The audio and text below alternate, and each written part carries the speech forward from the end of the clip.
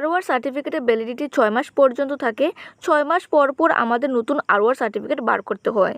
তার জন্য আপনারা কিভাবে ভিডিওর কাছে অ্যাপ্লিকেশন করবেন, টু দ্য ভিডিও বা চেয়ারম্যান। যদি কারোর অ্যাড্রেস মিউনিসিপ্যাল এরিয়াতে হয়ে থাকে তাহলে চেয়ারম্যান লিখতে হবে।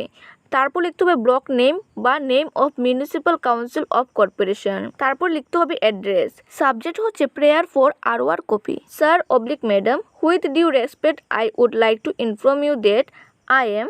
রাইট ইউর নেমের জায়গায় আপনার নাম হবে, অর্থাৎ যার নামে R.O.R সার্টিফিকেট বের হবে তার নাম এখানে লিখতে হবে। রেসিডেন্ট অফ, এখানে আপনার বাড়ির অ্যাড্রেস লিখতে হবে, ওয়ার্ড নাম্বার লিখতে হবে। At present I need R.O.R copy from some official work oblique right your reason. Normally আমরা R.O.R সার্টিফিকেট অফিসিয়াল ওয়ার্কের জন্যই বের করে থাকি, তাই আপনার অফিসিয়াল ওয়ার্ক দিলেই চলবে।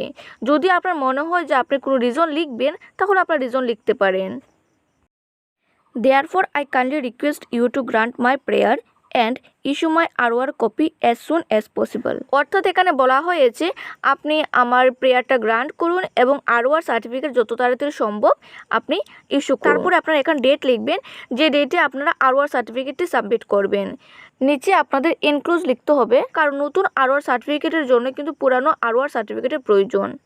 তার পাশাপাশি যদি আরও কোনো ডকুমেন্টের প্রয়োজন হয় তাহলে আপনার নিচে সেগুলির নাম লিখতে পারেন। ইওর ফেথফুল পরে যে ইওর সিগনেচার রয়েছে এখানে আপনার সিগনেচার করতে হবে, অর্থাৎ যার নামে R.O.R সার্টিফিকেটটি বের হবে তার সিগনেচার করতে হবে।